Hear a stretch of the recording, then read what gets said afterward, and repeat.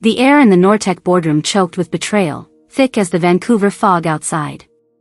My father gripped a check for $50 million, my grandfather's blood, sweat, and legacy. His eyes burned with contempt, like I was nothing but a stain on his empire. He didn't hesitate. He ripped it to shreds, struck a match, and let the flames devour it, the ashes falling like my shattered future.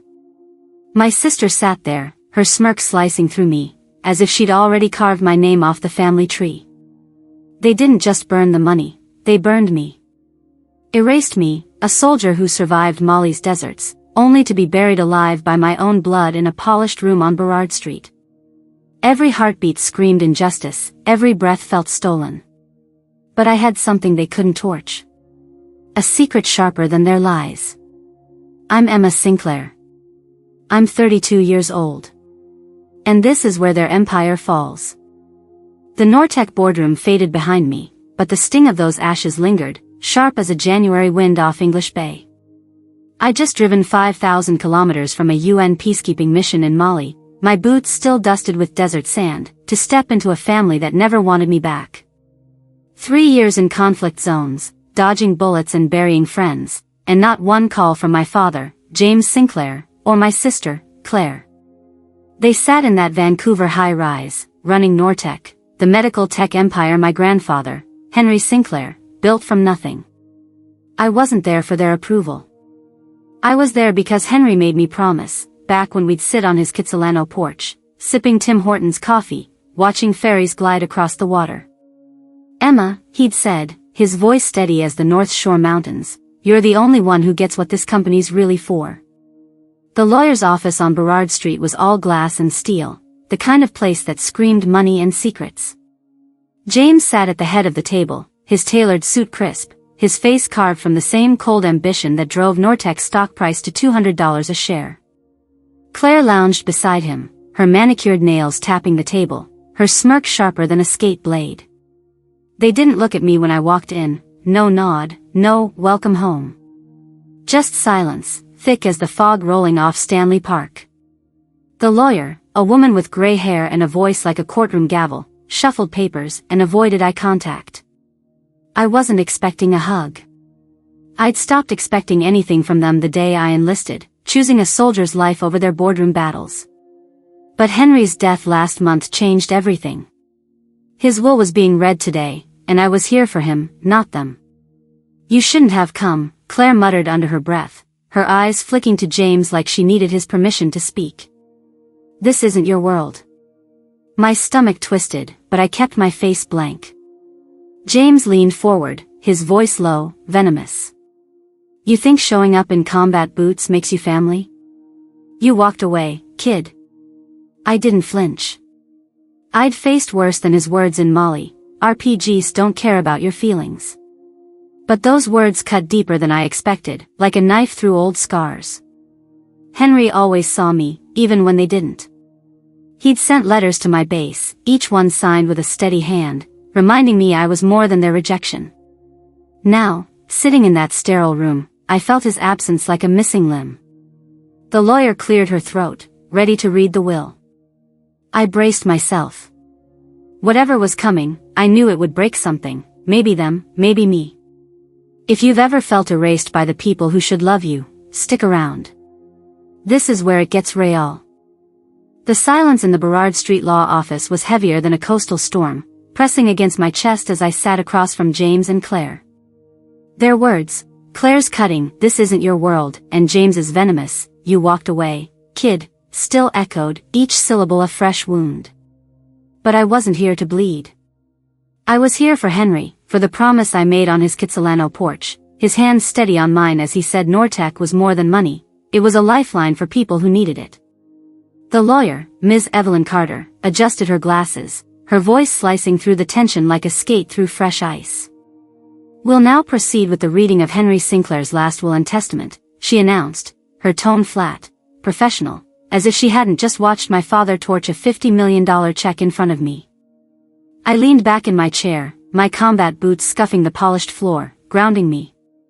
James straightened, his jaw tight, expecting the crown of NorTech to land squarely on his head.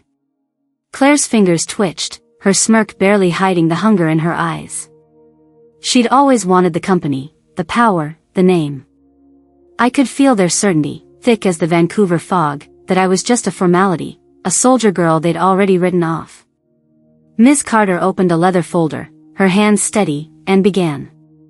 To my son, James Sinclair, I leave my collection of rare Canadian medical journals and a 25,000 Canadian dollars donation to the Vancouver General Hospital in his name. James snorted, his face darkening, like he'd been handed a consolation prize at a charity raffle. Claire shot him a glance, her confidence wavering.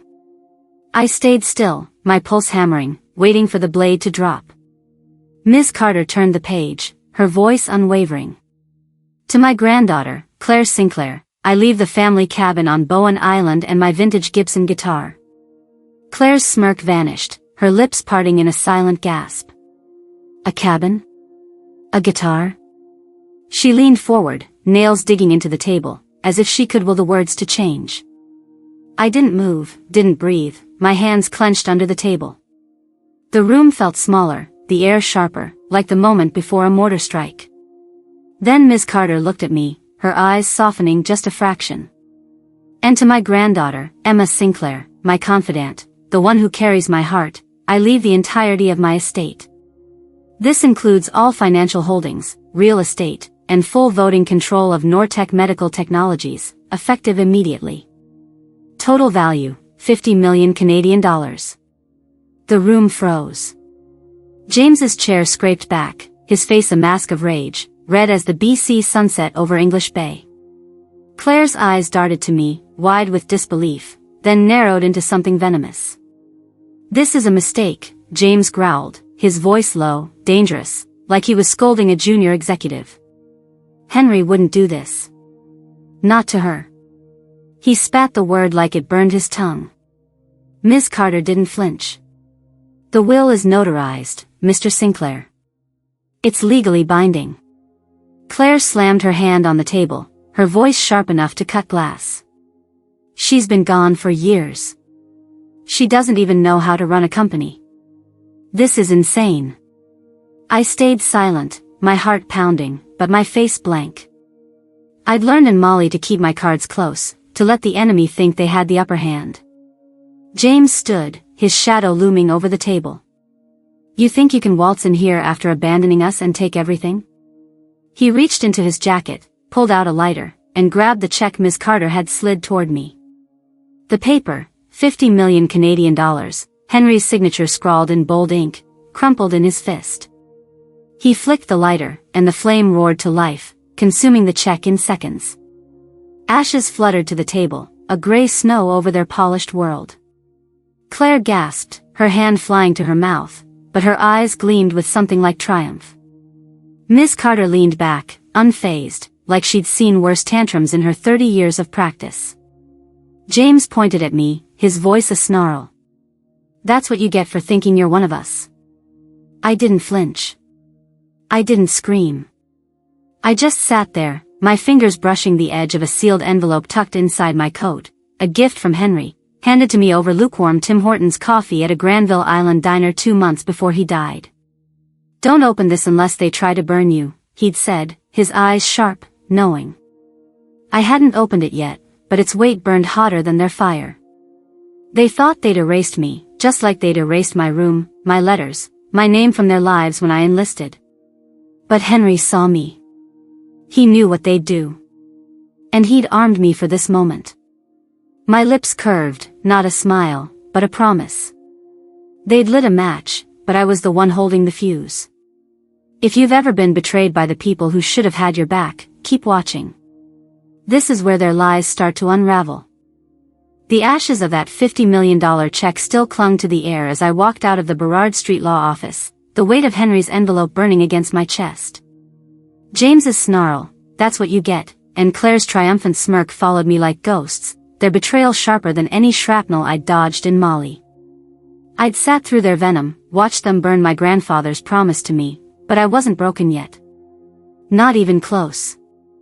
I drove my beat-up Jeep through Vancouver's rain-soaked streets, the wipers slapping a rhythm against the windshield, each swipe a reminder of the fight I hadn't started but wouldn't lose. The envelope Henry gave me at that Granville Island diner, sealed with his steady hand, was my last tether to him. His words echoed, "Don't open this unless they try to burn you." They had. So I would. I pulled into my East Vancouver apartment, a cramped 500-square-foot box that smelled of damp cedar and cheap coffee. The city's neon lights flickered through the blinds, casting jagged shadows across the room. I sat on the edge of my couch, the envelope in my hands, its red wax seal gleaming like a warning. But before I could break it open, I needed to know how far their betrayal went. I logged into my bank app, expecting to see the usual bare-bones balance from my veteran's pension. Instead, an error flashed, "Account not found." My heart sank. I tried again, typing each digit slowly, as if precision could undo the truth. Nothing. I grabbed my debit card, drove 3 kilometers to the nearest CIBC in Burnaby, and slid it into the ATM. Card declined. My breath caught, a cold fist tightening in my chest. This wasn't a glitch. This was deliberate. The next morning, I stood in line at the Burnaby Service BC office, the fluorescent lights buzzing like a swarm of wasps.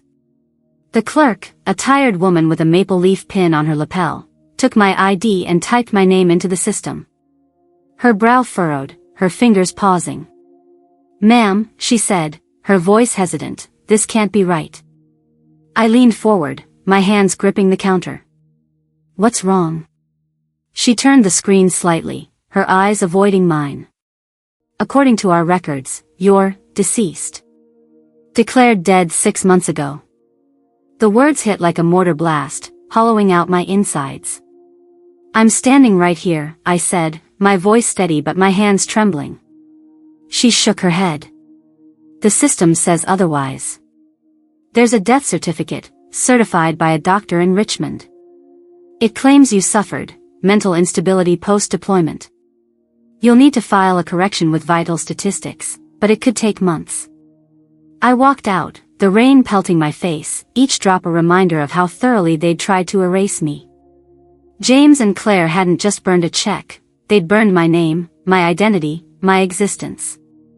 Back in my apartment, I stood in front of the bathroom mirror, staring at a face the world said didn't exist anymore. My reflection looked back, a soldier who'd survived war zones, only to be killed on paper by her own family. "How do you prove you're alive?" I whispered, my voice cracking. The pain was raw, deeper than anything I'd felt in Mali, where at least the enemy was clear. This was betrayal woven into bureaucracy, a death certificate signed with the same cold precision as their boardroom deals. I called the bank again, demanding answers. A customer service rep, his voice flat as the prairies, confirmed the worst. "Your accounts were closed due to a legal declaration of death, Ms. Sinclair." It was filed with a notarized letter from NorTech's legal team. NorTech. James's empire. Claire's playground. They'd weaponized their power to make me a ghost in my own city. I hung up, my hands shaking, and reached for Henry's envelope. The wax seal cracked under my thumbnail, revealing a single sheet of paper and a USB drive. The paper was a notarized letter, dated 3 weeks before Henry's death, detailing a trust transfer to me, 50 million Canadian dollars, NorTech's controlling shares, all secured in a private account they couldn't touch. The USB was labeled, "For Emma. When they try to bury you." I plugged it into my laptop, my heart pounding like a drumline at a Canucks game. Henry's face filled the screen, his eyes tired but fierce, sitting in his Kitsilano sunroom. "If you're watching this, Emma," he said, his voice steady as the Lions Gate Bridge, "they've done what I feared. They'll try to erase you, just like they erased your mother's memory." My throat tightened. My mother, gone a decade ago, her name scrubbed from family records like a stain. Henry leaned closer. "You're stronger than their lies. This USB has everything, proof of their fraud, their forged signatures. Use it." The screen went black, and I sat there, the weight of his trust heavier than the pain of their betrayal. They thought they'd buried me, but I was still breathing. If you've ever been written off by the people who should have fought for you, keep watching. This is where I start digging my way out. Henry's voice still echoed in my head, his words from that USB video a lifeline pulling me from the grave James and Claire had dug. "You're stronger than their lies," he'd said, his eyes fierce in that Kitsilano sunroom. I wasn't just fighting for 50 million Canadian dollars or NorTech's shares, I was fighting to prove I was still alive. The rain had stopped, but Vancouver streets glistened under the streetlights as I gripped the steering wheel of my Jeep, heading toward a storage facility in Surrey, 20 kilometers from my East Vancouver apartment. The envelope's notarized letter had listed a specific box, Unit 12C, Langford Storage, holding proof Henry had hidden before his death. My hands shook, not from fear but from the raw fury of being erased, my identity stripped away by a death certificate I never signed. I wasn't going to let them win. The storage facility was a squat, gray building off King George Boulevard, its rusted sign barely legible under the sodium glow of a single lamp. I parked, my boots crunching on wet gravel, and approached the front desk. A security guard, his badge reading Mike, glanced at my ID, then at me, his eyes narrowing. "You're supposed to be dead," he said, his voice low, like he was sharing a secret. I slid Henry's key across the counter, my jaw tight. "I'm working on fixing that. Unit 12C. Now." Mike hesitated, then nodded, leading me down a cold, concrete hallway that smelled of mildew and forgotten things. He unlocked a steel door, waved me in, and left without a word. Inside, rows of lockers lined the walls, each one a silent vault. I found 12C, my breath catching as the key turned with a soft click. The locker held a black fireproof box, its surface cool under my fingers.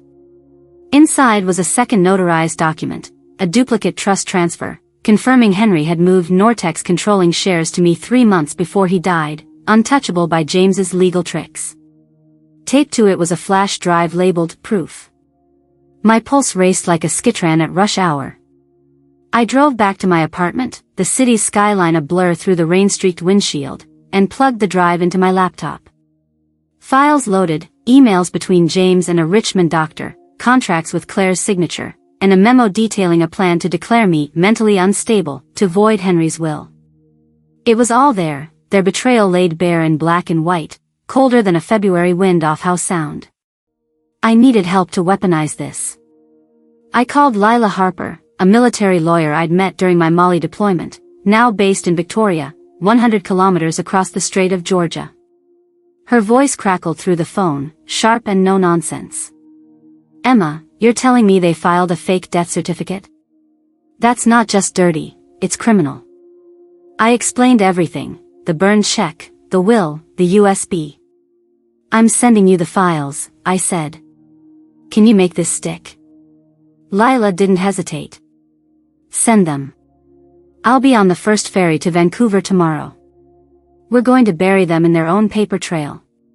Her confidence was a spark, reigniting something I hadn't felt since Mali, a sense of purpose. Next, I contacted Noah Chen, a Vancouver Sun reporter known for exposing corporate fraud in BC's tech scene.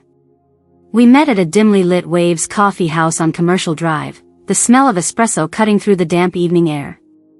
Noah, in a faded Canucks hoodie, leaned forward, his eyes sharp. "You're saying NorTech CEO faked your death to steal 50 million Canadian dollars? He asked, scribbling notes. I slid a printed email across the table, one where James instructed the doctor to expedite the certification. Noah's eyebrows shot up. "This is dynamite, Emma. But we need to verify it. If this hits the press, it'll blow up." I nodded. "Verify it. Then make it loud." Back home, I sat on my couch, the USB drive in one hand, Henry's letter in the other. His words burned, "They'll try to erase you, just like they erased your mother." My mother, a nurse who'd worked herself to the bone for NorTech's early trials, only to be forgotten after her death. James and Claire had scrubbed her legacy, just like they were scrubbing mine. But I wasn't her. I'd survived war zones, carried the weight of fallen comrades, and walked through fire they couldn't imagine. They thought they could bury me in paperwork, but I was already digging. The skyline outside my window glowed, a reminder that Vancouver was still my city, and I wasn't done fighting for it.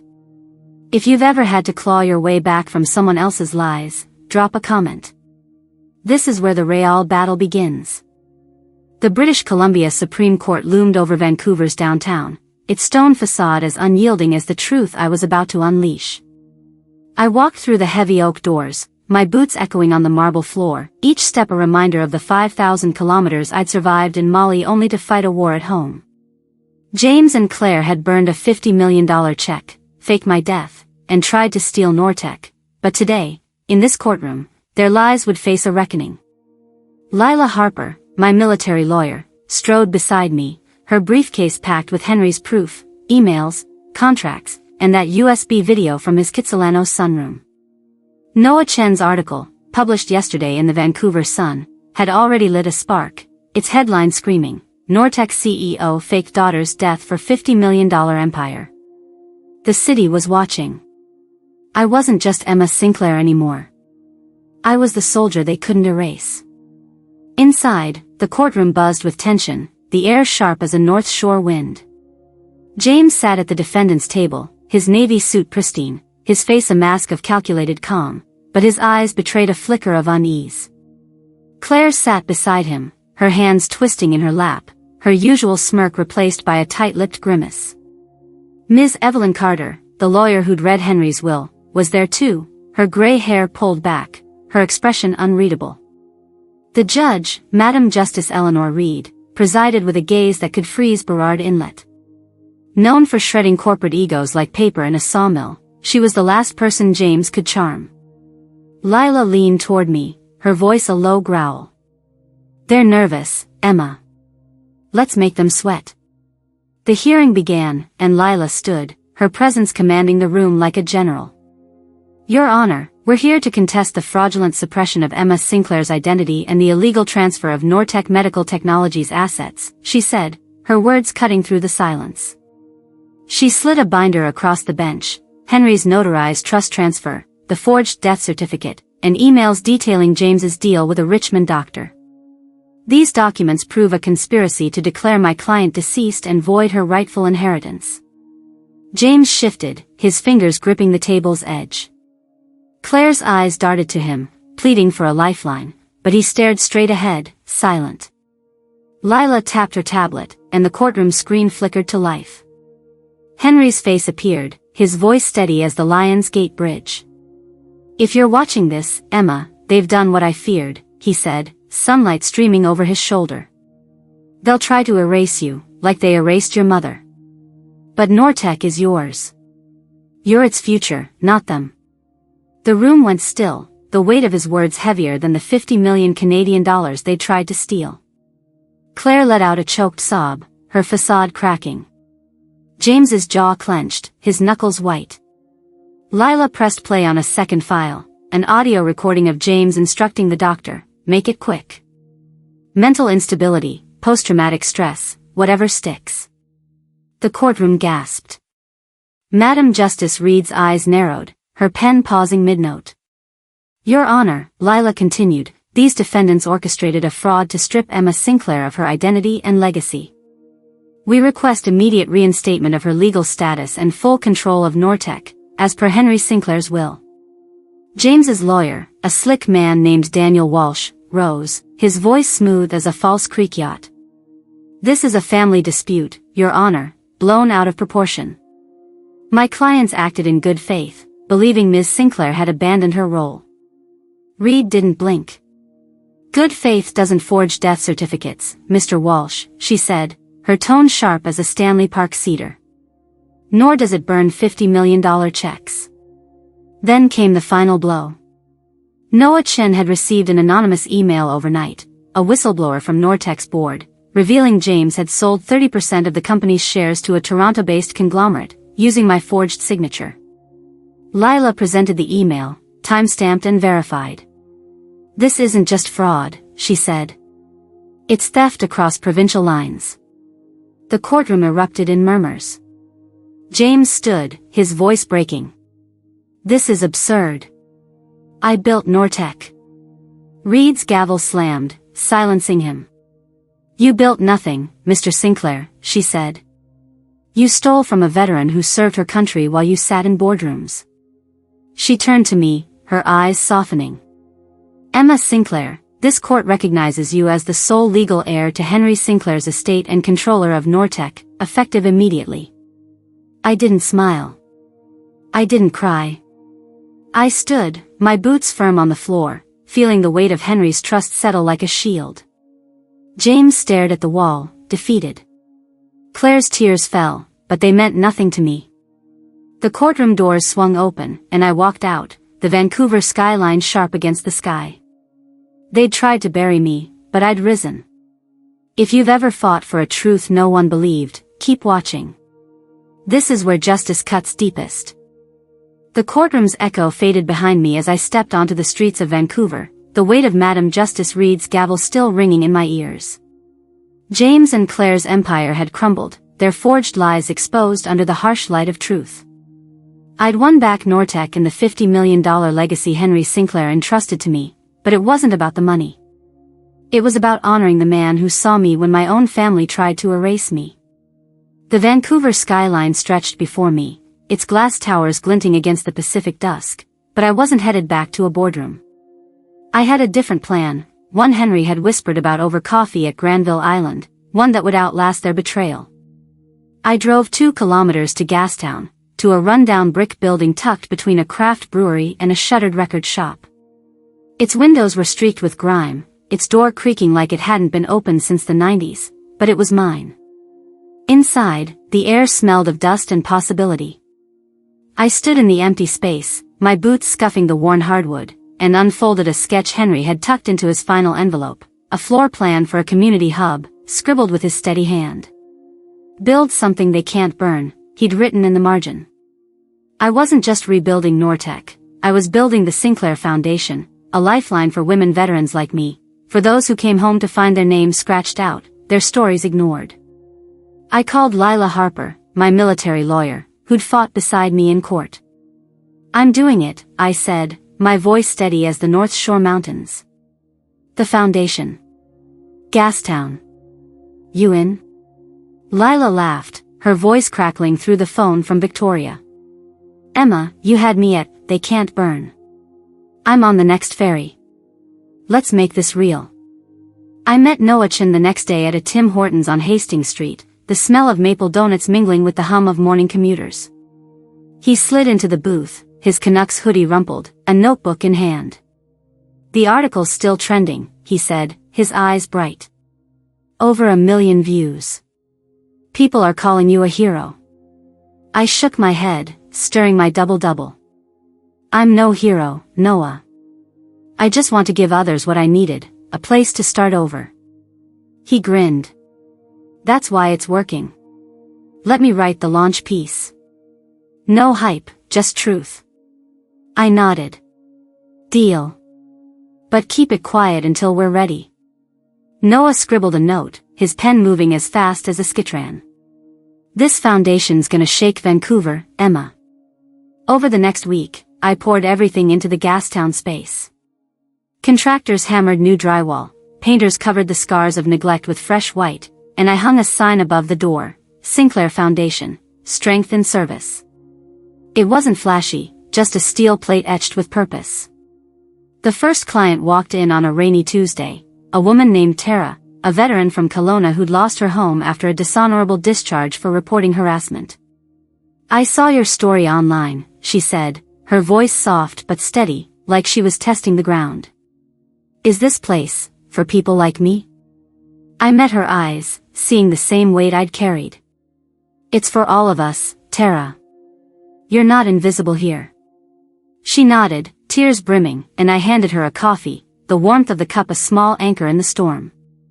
The foundation wasn't about erasing James and Claire's betrayal, it was about building something stronger than their lies. Henry's legacy wasn't just NorTech's shares, it was the belief that no one should be forgotten. Standing in that Gastown hub, the city's pulse humming outside, I felt something settle, not peace, but purpose. The skyline glowed beyond the window, and for the first time, I didn't feel like a ghost. If you've ever rebuilt yourself from nothing, you know this feeling. Stick around, this is what comes next. The Gastown hub hummed with new life, its freshly painted walls glowing under the soft light of a Vancouver evening. Standing in the Sinclair Foundation's doorway, I looked out at the cobblestone streets, the steam clock ticking nearby like a heartbeat for this city I'd fought to reclaim. James and Claire had tried to erase me, burning a $50 million check, forging my death, stealing NorTech, but I'd turned their ashes into something unbreakable. This wasn't just about winning a courtroom battle 2 kilometers away in the heart of Vancouver. It was about proving that no one can bury your truth if you hold it tight. I'd carried Henry's belief in me through Molly's deserts, through a family's betrayal, and now into this space where women like Tara could find their footing again. I sat at the foundation's front desk, a stack of client files beside me, each one a story of resilience. Tara's file was on top, her quiet courage a mirror of my own. "You gave me a place to start again," she'd said yesterday, her voice steady as she signed up for our mentorship program. I'd nodded, handing her a Tim Hortons coffee, and said, "We're building this together." That's the lesson I learned through the fire. Your worth isn't defined by the people who try to erase you. It's defined by what you build from their ruins. When James and Claire declared me dead, when the system spat out a lie that I didn't exist, I could have broken. But I didn't. I found allies like Lila Harper and Noah Chen, who believed in my fight when I was just a ghost in a 500-square-foot apartment.